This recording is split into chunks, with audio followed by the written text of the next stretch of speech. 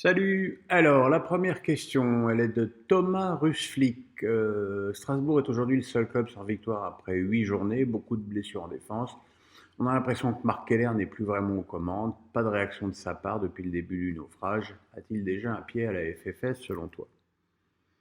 Déjà, poser cette question, c'est méconnaître totalement les manières de faire de Marc, hein. Il y a 2 saisons, le Racing s'est maintenu à la dernière journée par un nul contre Lorient à la Méno. Euh, et Marc n'a jamais parlé dans la presse, Marc n'a jamais viré, comme beaucoup lui demandaient, Loret en cours de saison. Voilà, c'est quelqu'un de calme. On a loué ce trait de caractère longtemps pour aujourd'hui venir lui reprocher. Quant à avoir un pied à la Fédé, euh, je ne vais pas vous apprendre ce qui se passe depuis quelques jours à la Fédé, et je pense qu'avoir un pied là-dedans en ce moment, c'est présomptueux et osé et pas et hors de propos.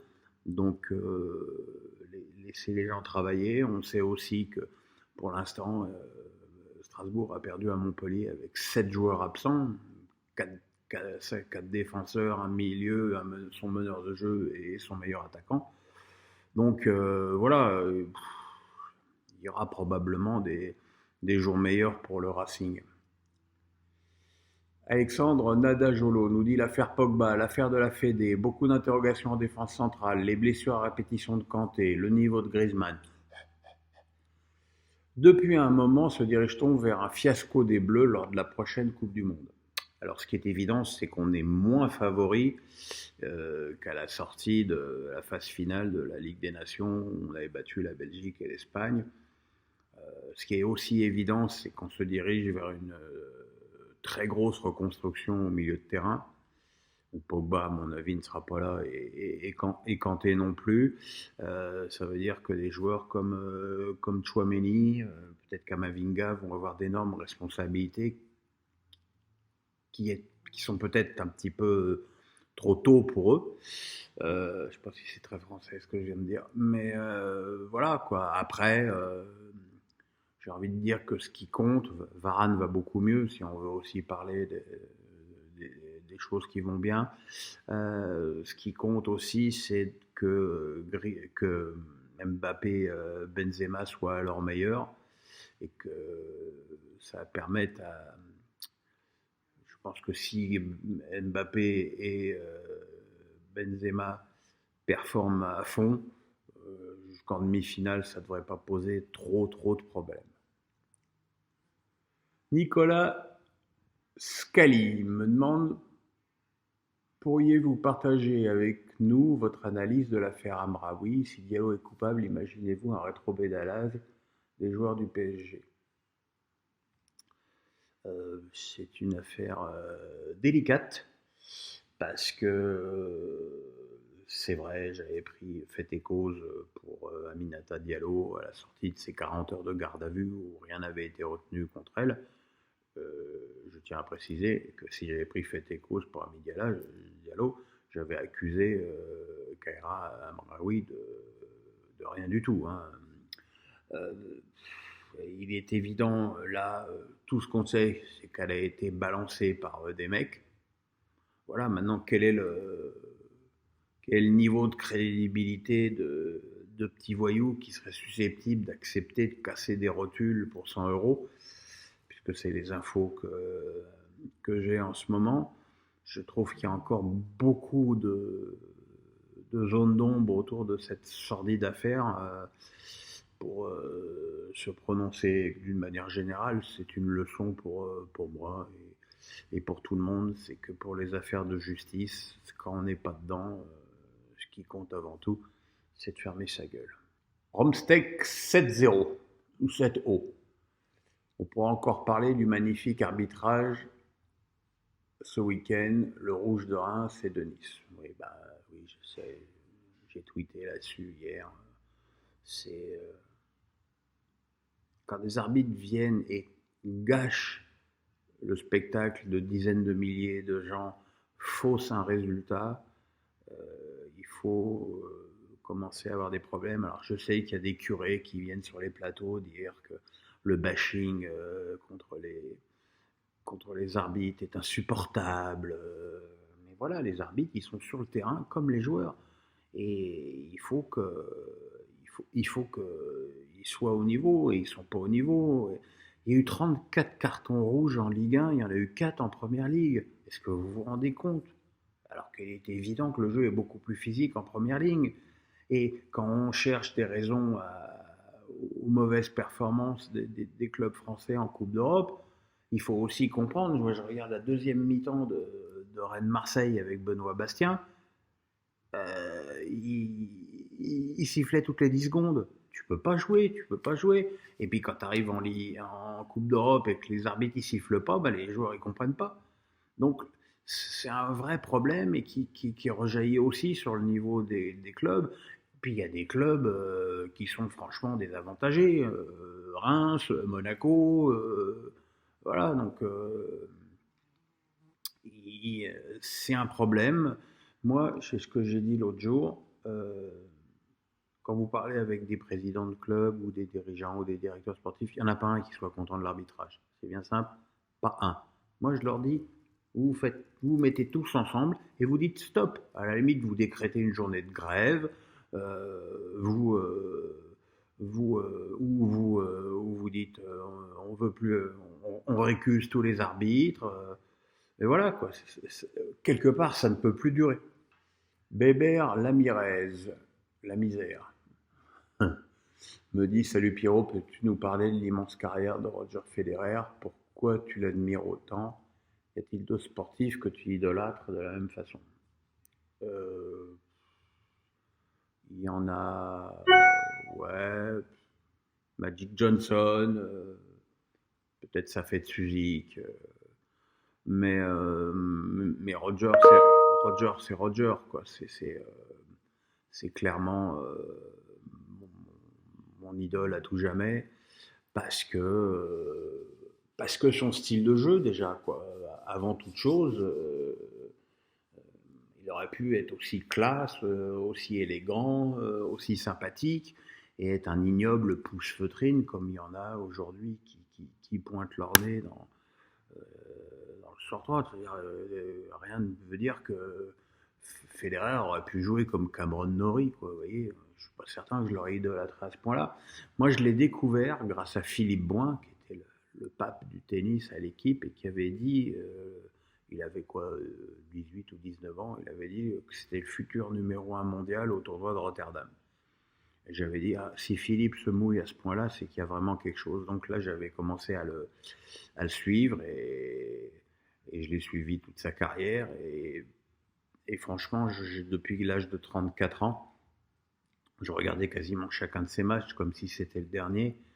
Et je regrette pas parce que, évidemment, c'est une peine pour moi qu'il arrête sa carrière, mais il a 41 ans, on l'a eu sur le circuit jusqu'à 40 ans, quoi.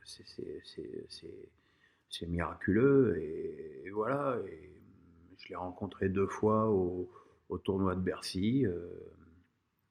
Il m'a reconnu, il savait qui j'étais, ce qui déjà largement suffit à mon bonheur. Et voilà, quoi. Je pense que s'il y avait que des sportifs comme ça dans le milieu, ce serait magique.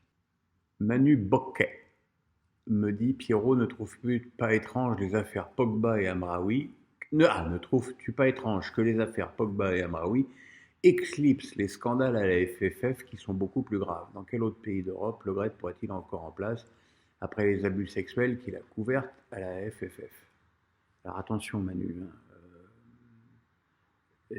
dans les enquêtes, ça remonte à 20 ans. Il y a 20 ans, Le Gret n'était pas président de la Fédé, donc il y a des tas de choses qui se sont produites.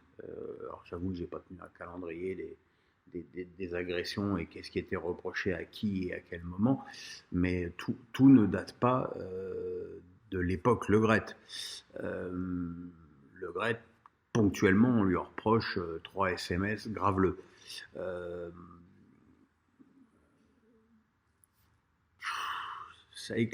Je pense aussi que j'ai aussi vu qu'on reprochait aux journalistes de ne pas beaucoup s'exprimer là-dessus. Mais c'est un dossier où, pour avoir des infos, il faut travailler dessus.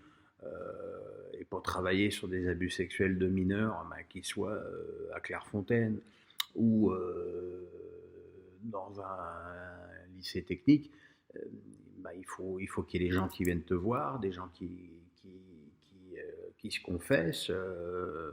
Moi, personne ne m'a jamais parlé de ça. J'avais eu vent de l'éducatrice qui avait été écartée de la Fédé pour ces raisons.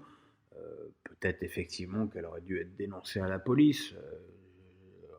J'avoue que j'en sais rien, mais après, il ne faut pas tout mélanger. Quand on parle des bouteilles de Romanée Conti en Corée, Le Gret, il n'était pas président de la Fédé à ce moment-là. Donc attention quand même à pas tout mélanger toujours. Et que et voilà, mais il est évident que c'est une grave affaire, une triste affaire. Maintenant, voilà. Il va falloir que la justice se saisisse de tout ça, mais il y a aussi un truc qu'il faut bien se dire, c'est qu'énormément euh, de, de ces dossiers sont prescrits et donc n'auront, quoi qu'il arrive, aucune suite, ce qui est évidemment pas le cas de l'affaire Diallo ni de l'affaire Pogba. Katia Banvart me dit: Salut Pierrot, pour l'OM décevant en Ligue des Champions, penses-tu que l'OM peut avoir une place en Ligue Europa? Merci de ta réponse, Pierrot. Katia, j'ai peur que ce soit difficile parce que là, Marseille pour l'instant a gagné le match qui était supposé être le plus compliqué, c'est-à-dire à Tottenham, et a perdu celui qui est, pour le coup, le plus facile, le match à domicile contre Francfort. Malheureusement, depuis, il y a une équipe qu'on n'attendait pas aussi forte, c'est Sporting Lisbonne qui a battu Francfort et Tottenham. Et là, maintenant, Marseille va jouer 2 fois contre eux. Si Marseille ne prend ne serait-ce qu'un point sur ces 2 matchs, ils auront 1 point en 4 matchs et ils seront pratiquement derniers de la poule. Donc attention, quoi. Attention. Maintenant, c'est vrai que Marseille a failli contre Francfort. Maintenant, je pense aussi que la compo de Tudor était pas bonne. Mais c'est vrai qu'il y a une sorte d'infirmité dans ce club à passer à l'étape au-dessus et que c'est dommage et que c'est quand même, c'est vrai, un petit peu usant. Alex Nissa du 06 me dit: malgré les 3 victoires consécutives en Ligue 1 et sa grosse série en fin de saison dernière, permettant à Monaco d'accrocher le podium, est-ce que tu as du mal à voir, comme moi, ce que Clément a apporté de plus dans le jeu à Monaco par rapport à Niko Kovac? Totalement. Totalement. Je, En plus, je pense que la gestion de Wissam Ben Yedder est problématique. Alors, moi, je ne suis pas à l'entraînement toujours. Je ne sais pas si Wissam est en méforme ou si ce sont les choix de Clément qui l'ont fait plonger moralement.